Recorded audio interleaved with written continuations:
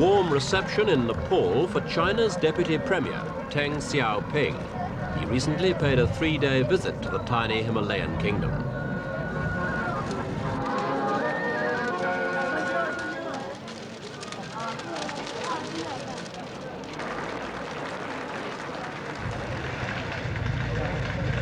Teng's main purpose was to assure Nepal of China's continuing friendship and cooperation. And that, coming from such a giant neighbour, was a message that the Nepalese were very glad to hear.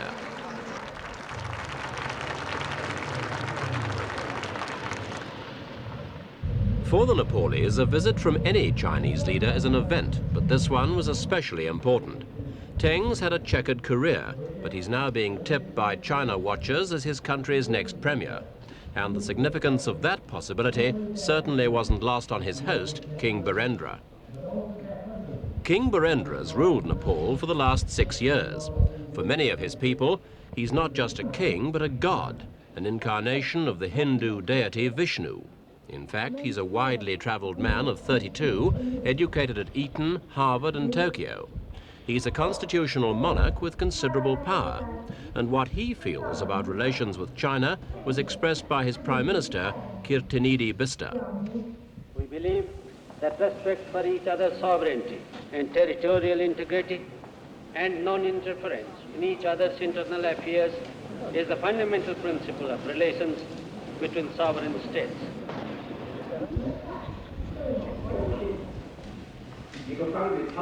Teng took a similar line, praising Nepal's unbroken history of independence and promising China's help and non-interference. And there's little reason to doubt that he meant exactly what he said. Nepal is dwarfed by its 2 major neighbours, China and India, but physically it's somewhat larger than most people imagine. It's bigger, for example, than East Germany, Greece or Malawi.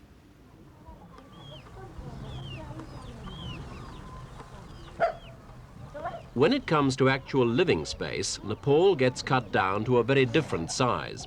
More than 80% of the country is made up of high mountains or hills, which means that farming land is in short supply. And farming is how most Nepalese earn their living.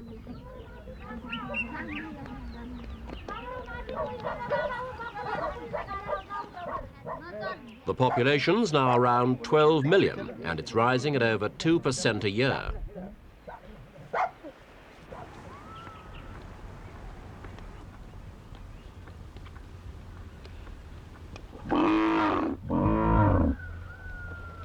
The heart of Nepal is the Kathmandu Valley. Legend has it that it was once a lake which was magically drained by a saint who came from China. Although rainfall is now generally adequate, there are many times when Nepal could use some of that water. In fact, the Nepalese do have plans for a vastly ambitious water project, and they'd like Chinese help. Vice Premier Teng gave them little encouragement this time, though he did promise assistance with several industrial projects.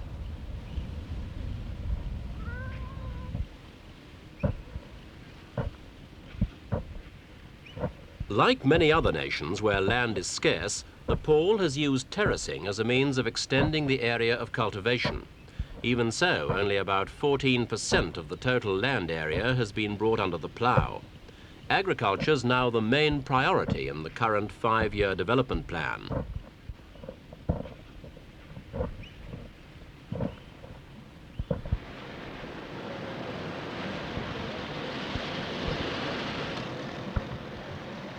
Nepal's capital is Kathmandu, 400,000 people packed into one noisy, colourful city.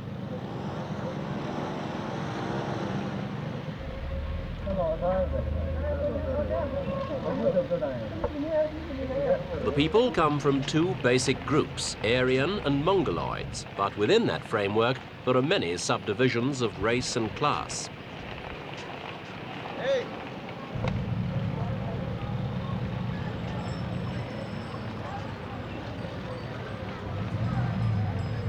Until 200 years ago, Nepal was 3 separate kingdoms. They were brought together by this man, Prithvi Narayan Shah. In the mid-18th century, he led his Gurkhas out of the western hills to become the founder of modern Nepal. He was a true Gurkha, a man of great ambition and determination, generous to those who helped him, but ruthless to those who stood in his way. His descendants, though, were made of lesser stuff, and Nepal's ruling dynasties became increasingly brutal and inefficient until, in 1951, came the revolution which brought the present king's father to the throne. There was no falling off, though, in the Gurkhas' traditional bravery and fighting spirit. Even though their main business now is farming, the people of Nepal are probably best known throughout the world as soldiers.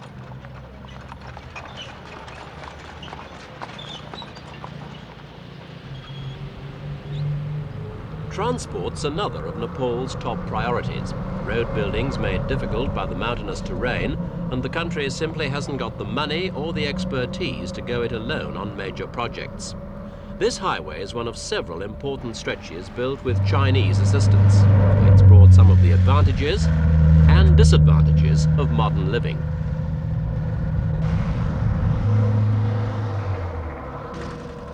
Most developing nations were badly hit by the huge rise in oil prices following the 1973 Middle East War. Nepal closed down foreign oil firms at the time, but since then, a number of private garages have taken over most of the business in the towns. Each one has its own tankers, bringing the oil from depots just across the Indian border. So far, Nepal's usage hasn't been sufficient to present a real drain on resources, but the amount's increasing year by year.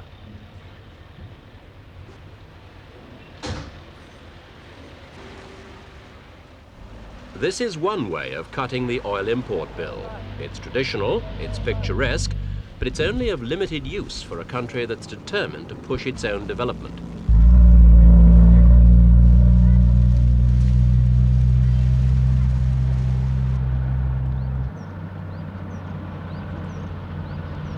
Nepal's other neighbour, India, has also helped in road building. India's the main partner in most aspects of Nepal's economic life, and the Indian embassy is one of the busiest and most important buildings in Kathmandu.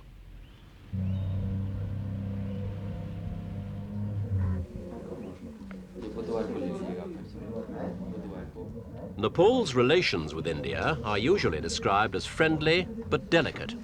Part of the problem, of course, is geography. Between itself and China, Nepal's got the Himalayas, a not inconsiderable barrier. But there's no such protection on the other side. The frontier with India is open. And the Nepalese' fierce sense of independence makes them jump every time India flexes its muscles. The last time it happened was in 1974, when India took control of Sikkim. At the moment, relations are good, though the two countries are still trying to reach agreement over trade and transit rights for Nepal's exports. In the meanwhile, India is increasingly involved in processing the growing numbers of tourists, especially Western tourists who want to visit Nepal. It's a long journey for most people, but the rewards are considerable.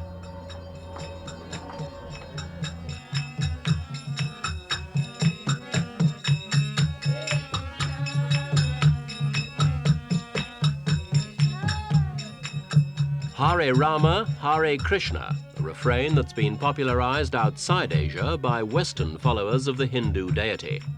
Here it's sung in the temple complex at Pashupatinath, Nepal's national shrine.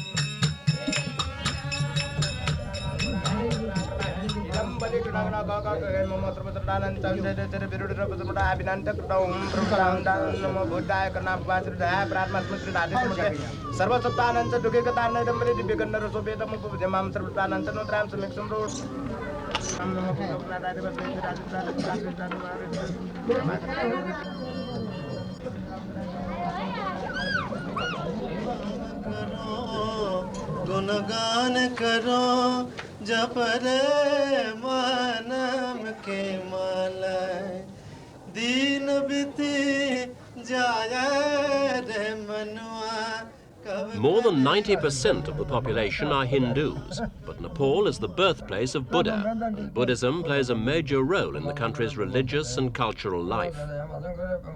This is the main temple at Swambhu Nath, just outside the capital. It's dominated by the all-seeing eyes of Buddhahood.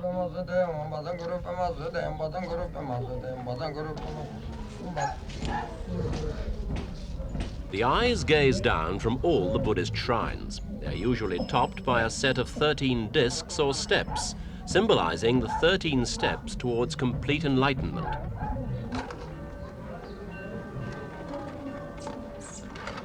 Nepal follows the Mahayana faith, which lays less emphasis on disciplining the flesh than on mystical incantations. Prayer wheels are an important part of the ritual.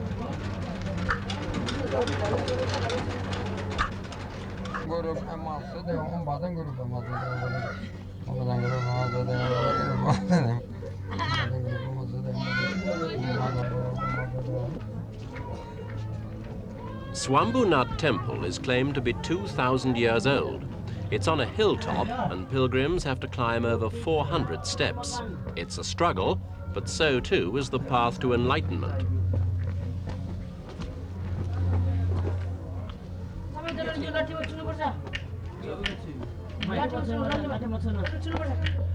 Lord Buddha himself appears in temple statues all over the country. These are at Bodhnath, a major shrine 3 miles east of the capital.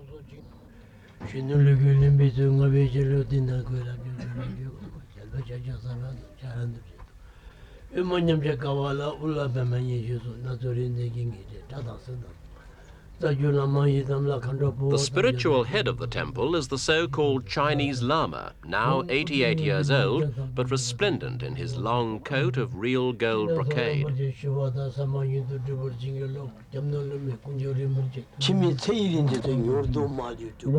In former times, Nepal's Buddhism was closely linked with that of Tibet, but that connection was broken in 1959 after the Chinese took over. Since then, Buddhism in Nepal has survived on its own spiritual resources.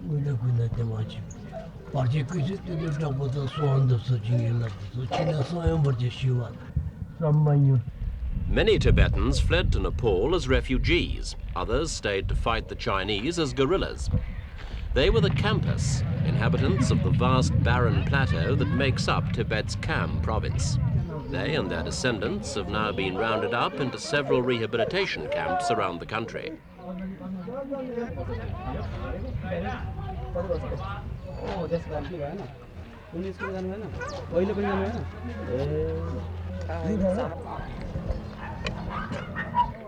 In the early 1960s, the Khampa guerrillas were a determined and well-organized force. They were reportedly getting aid from Taiwan, India, and the CIA. But outside help dwindled after President Nixon's visit to Peking in 1972. Now they've laid down their arms and turned themselves into expert carpet weavers.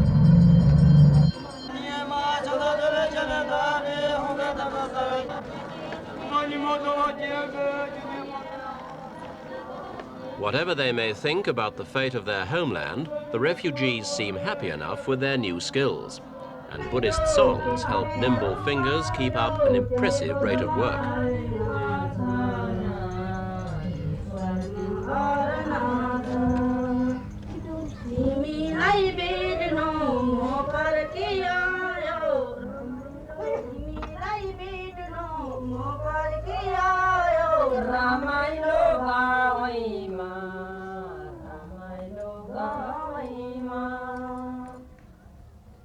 The finished carpets are valuable and are sold either to tourists or as exports.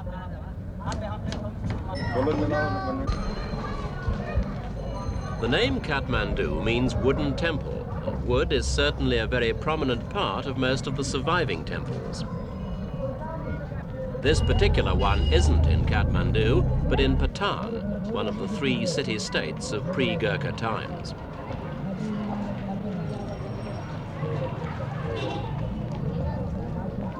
Most of the temples date from the Malla dynasty, the one the Gurkhas dislodged. This is Siddhi Nar Singh Malla, seen here destroying the spirit of godlessness. This is Ganesh, the elephant god. Half man, half bird, Garua provided personal transport for Lord Vishnu. On the door, carvings of sun and moon, and once again those all-seeing eyes, this time, of course, in a Hindu setting. The goddess Durga, an incarnation of Shakti, the mother goddess of power and nature's energies. The goddess is more openly worshipped here. Some would say more brazenly. But these carvings have nothing to do with modern notions of pornography. In ancient Hinduism, sexual energy was inseparable from spiritual energy. The carvings were put on temples precisely because they would be seen by the most spiritually minded. They were intended not merely to promote lewd thoughts, but to encourage procreation. There's also a theory that the images would keep away lightning, which was seen as virgin.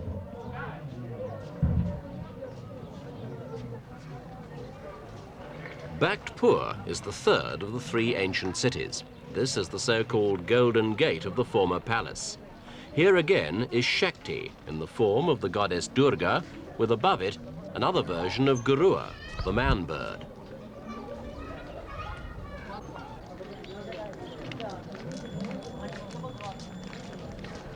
In Bhaktpur, as in Patan, all the temples are Hindu. These are devkas, animal gods carved in stone.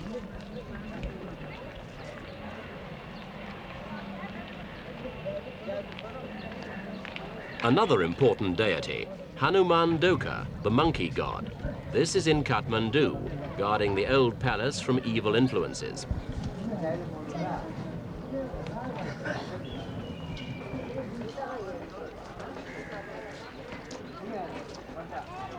All the animal gods are subsidiary, of course, to the main deities such as Shiva, seen here with the goddess Shakti seated on lions.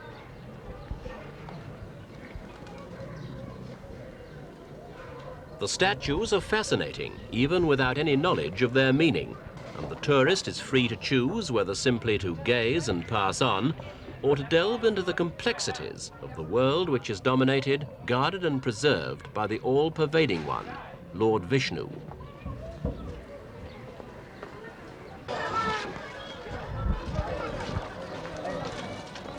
For the Nepalese themselves, religion, especially Hinduism, pervades every aspect of their daily life, shaping not only their thoughts and feelings, but in many cases their careers as well. These Nawari women are farmers' wives and untouchables. Not officially, because all divisions of caste were officially abolished in 1963. But old habits die hard. Nawaris were in fact among the earliest inhabitants of the Kathmandu Valley. It was their skills as artists and craftsmen that created most of the temples that survive today.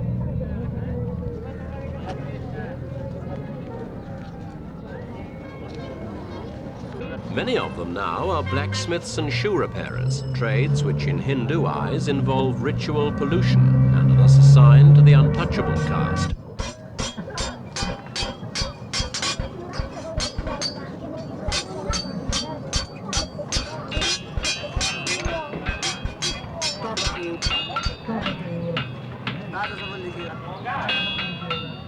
Although religion's still powerful, the daily pattern of people's lives is increasingly influenced by what the state decides. In the early 1950s, after centuries of autocratic rule, Nepal made a brief attempt at parliamentary democracy. But it didn't work, hardly surprising in a country where only 3 people in 100 could read. So King Mahendra, father of the present king, abandoned the attempt and set up a new system which contained no parties. From central headquarters here in Kathmandu, it reaches into every village and hamlet in the land.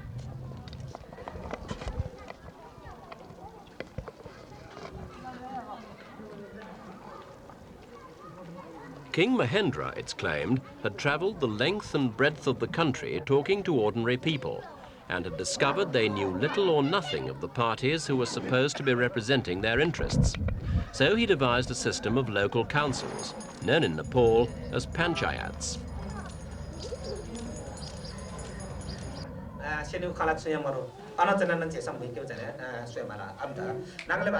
This is the panchayat system in action at village level. 11 elected members plus 2 nominated by central government meet to discuss a new road.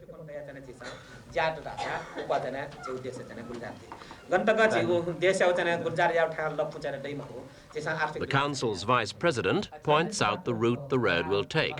He's a former minister and his words carry weight.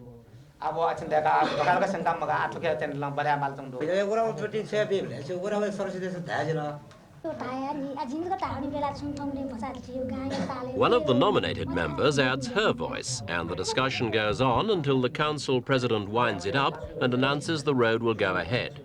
It's clearly a popular decision.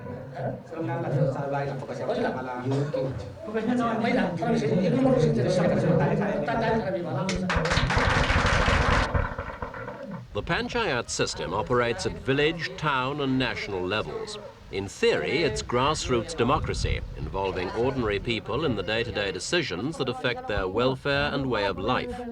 In practice, the Nepalese themselves admit that it's open to abuse. Peasants can be confused, their objections steamrolled by over-eager officials. What should be a two-way flow of information and ideas can become, at its worst, a one-way channel of instructions.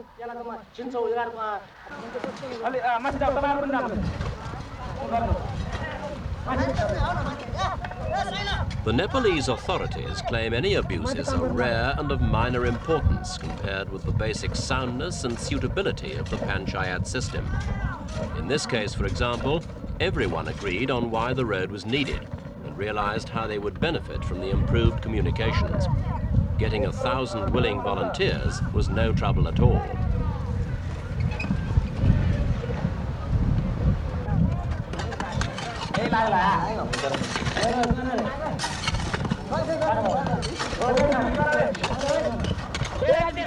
The official view now is that 15 years of panchayat democracy have given Nepal the political stability it never achieved before, when parties scrambled for power over the heads of the vast bulk of the people who simply didn't know what was going on.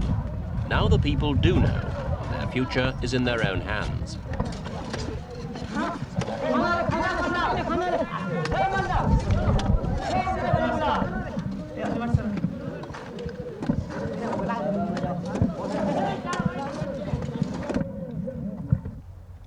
The main challenge to the panchayat system is not in local road building projects, but on the nation's farms, which simply aren't as productive as they need to be.